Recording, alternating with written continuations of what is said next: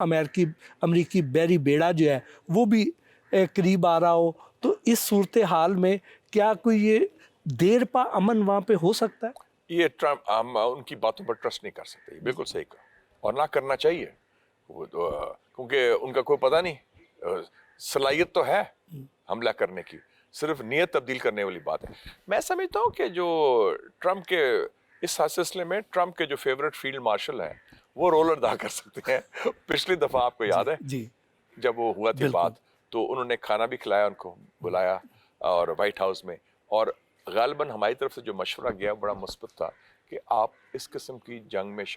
نہ شامل ہوں، اس قسم کے رجیم چینج آپریشن میں نہ ہوں، کیونکہ اس کے نتائج اس خطے کے لیے اور آپ کے لیے بڑے خراب ہوں۔ اور ٹرمپ نے وہ بات مان لی تھی، اور جو میری اطلاعات ہیں شاید ہم نے کوئی بیک چینل رول بھی ادا کیا تھا تہران اور واشنگٹن کے درمیان، جسے کہتے ہیں نا پنجابی میں سنیا، جی جیسے امن اور استحکام آیا۔ تو میرے خیال میں یہ ہماری طرف سے یہ ہو سکتا ہے، جو ان کے فیورٹ فیلڈ مارشل ہیں، پریزیڈنٹ رجب طیب اردوغان ہیں، سعودی عربیہ کے وزیر اعظم ہیں کراؤن پرنس محمد بن سلمان، ان لوگوں کی بات سنی جاتی ہے واشنگٹن میں بھی اور تہران میں بھی۔ آئی تھنک یہ وقت آ گیا کہ یہ رول ادا کریں، کہ یہ کیونکہ بنیادی بات تو ہے ایران کے نیوکلیئر پروگرام تھی، جی اس میں ایران نے کہہ دیا کہ ہم ایٹم بم نہیں بنا رہے،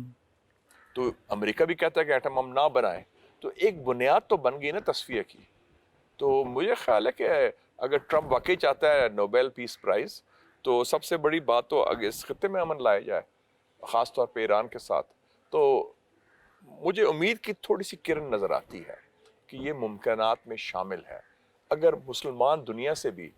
اور جو ایران کے دوست ہیں جن کے امریکہ کے طرف بھی بات سنی جاتی ہے، وہ اگر کردار ادا کریں تو کامیابی ہو سکتی ہے۔ تو کیا اس سارے ایران، اسرائیل، یو ایس جو سارا قضیہ تھا، اس میں پاکستان نے کوئی عملی ہیلپ بھی کی تھی ایران کی؟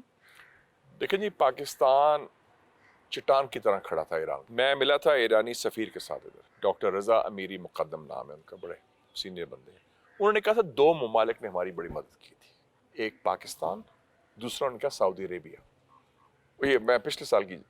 بات کر رہا ہوں، جو ان کی جنگ ہوئی تھی اسرائیل کے ساتھ 12 دن کی، تو اس میں پاکستان نے بڑا مؤثر کردار ادا کیا تھا ہر لحاظ سے۔ تو ہم ان کی قسم کی ڈیفنس لائن تھے، اور ہم سمجھتے ہیں ایران بھی ہماری ڈیفنس لائن ہے۔ جیسے ایران نے 65 اور 71 کی جنگوں میں ہمارے پی آئی کے جہاز رکھے، سارا کی، ہم نے بھی کافی کچھ ان کی عملی مدد بھی۔ جیسے کچھ عرصہ پہلے ہم یہ دیکھتے تھے کہ ایران کی اور انڈیا کی قربت بہت بڑھ چکی ہے، اور پاکستان پہ وہ دباؤ بھی ڈالتے تھے، ایون گیس پائپ لائن کے معاملے پر بھی وہ ناراض تھے، اور کئی بار ان کے پاسداران انقلاب بارڈر کراس کر کے یہاں آ کے آپریشن بھی کرتے تھے۔ تو پاکستان کے تعلقات کو بڑے آئیڈیل نہیں تھے، انڈیا کے ساتھ انڈیا کی طرف ان کا جھکاؤ زیادہ تھا۔ تو اب کیا پوزیشن ہے؟ اب میں انہوں نے کچھ سبق سیکھے ہیں۔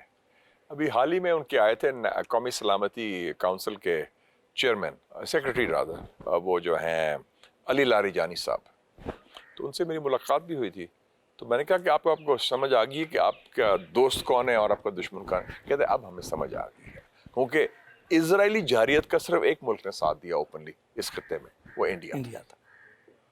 اور انڈین جارحیت جو پاکستان کے خلاف تھی اس کا صرف ایک ملک نے ساتھ دیا، وہ اسرائیل۔ تو میں نے کہا کہ یہ تو آپ کو بڑا واضح ہو گیا، اب ایرانیوں کو سمجھ آ گئی، اور اس لیے ایرانی پارلیمنٹ میں کیا کہا، تشکر پاکستان، تشکر پاکستان، ویسے نہیں نعرے مارے رہے، اس کی بڑی ٹھوس وجوہات تھی،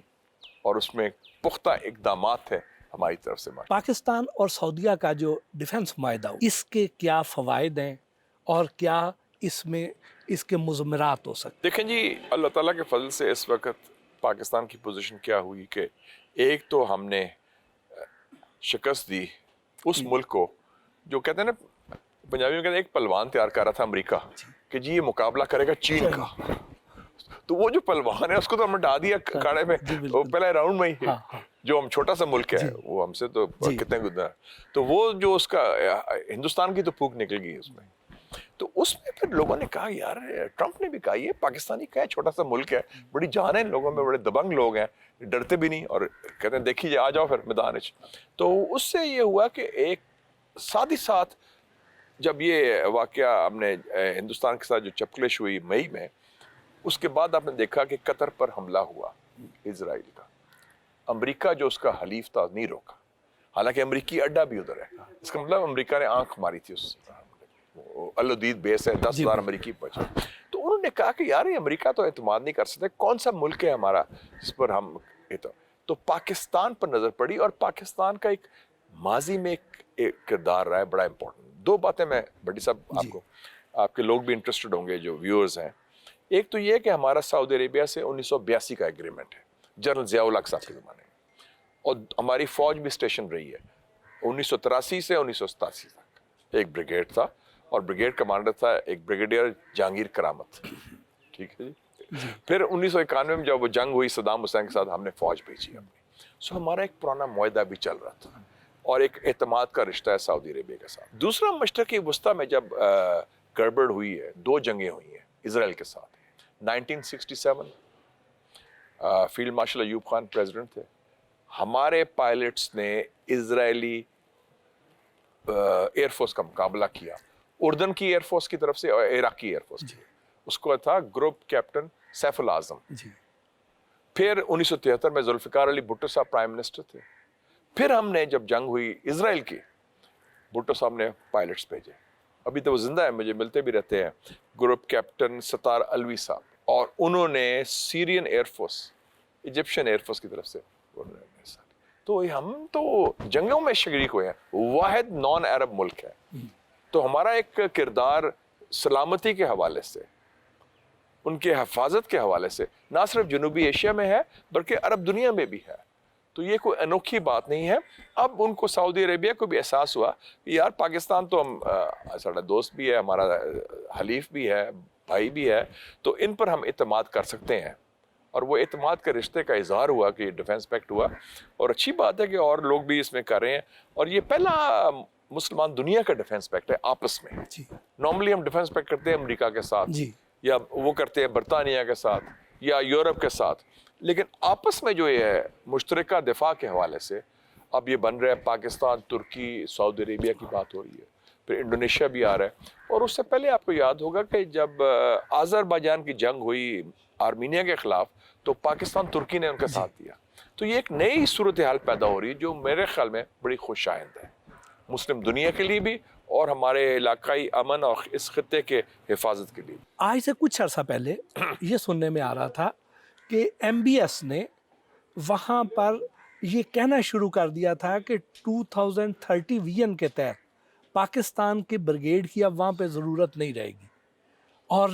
یہ بھی اس طرح کی باتیں سنی جا رہی تھی، تو پھر اچانک کیا ایسی ڈیولپمنٹ ہو گئی کہ پھر اب پاکستان کے ساتھ اتنا مضبوط دفاعی معاہدہ کر لیا؟ اس کی 2-3 ریزنز ہیں، 2-3 وجوہات ہیں۔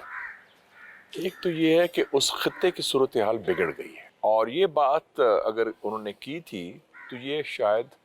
طوفان الاقصی سے پہلے کی تھی، 7 اکتوبر 2023 سے پہلے۔ اس کو فلسطین کا معاملہ نہیں تھا، پھر ایران اسرائیل کا جو آگے بڑھا، اور پھر جو ایک نئی ری الائنمنٹ بھی ہو رہی ہے، ان کی یو اے ای سے بھی کچھ تعلقات خراب ہوئے ہیں،